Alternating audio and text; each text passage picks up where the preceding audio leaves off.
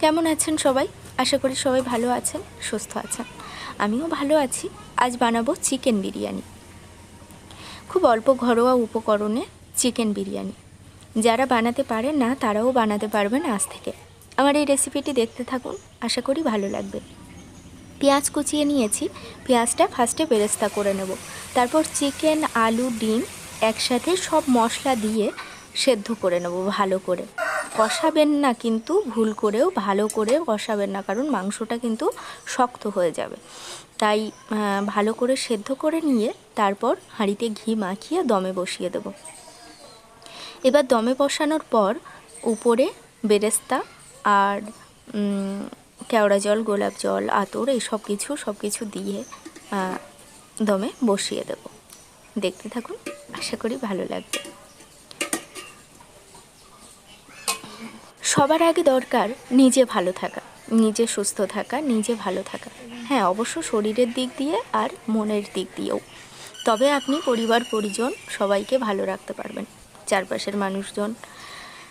এখান থেকে বছর 2-2.5 আগে আমি খুব অসুস্থ ছিলাম। তখন নিজের কাজটিও নিজে করতে পারতাম না। তখন খুব কষ্ট হতো যে পৃথিবীতে বোধহয় সব থেকে সুখ বা শান্তির জিনিস নিজে ভালো থাকা। নিজে ভালো থাকলে তবেই সবাইকে ভালো রাখা যাবে। আর বিশ্বাস করুন, বিপদের সময় আপনার কোনো বিপদ হলে নিজের বাবা মা, ভাই বোন, আত্মীয়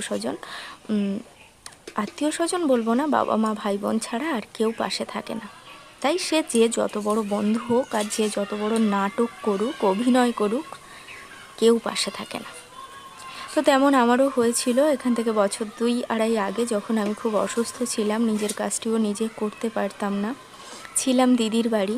আমার দিদি আমাকে সব স্নান করানো, খাওয়ানো, ওষুধ খাওয়ানো, তুলে বাথরুমে নিয়ে যাওয়া, সব কিছু করতো। তখন আমার দিদির মুখের দিকে তাকিয়ে আমার এত কষ্ট হতো যে আমার তো কষ্ট হচ্ছেই, আর সেই সাথে ওই মানুষটিরও কত কষ্ট হচ্ছে। যা হোক, কেউ পাশে থাকে না, নিজের আপনজন মা বাবা ভাই বোন ছাড়া কেউ থাকে না। তাই কারো অভিনয় নাটকে আকৃষ্ট না হয়ে নিজে ভালো থাকুন।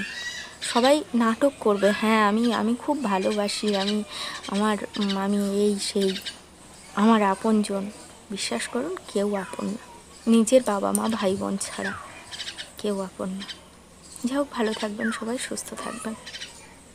আমার ভিডিওটি কেমন লাগলো অবশ্যই কমেন্ট করে জানাবেন। ধন্যবাদ সবাইকে।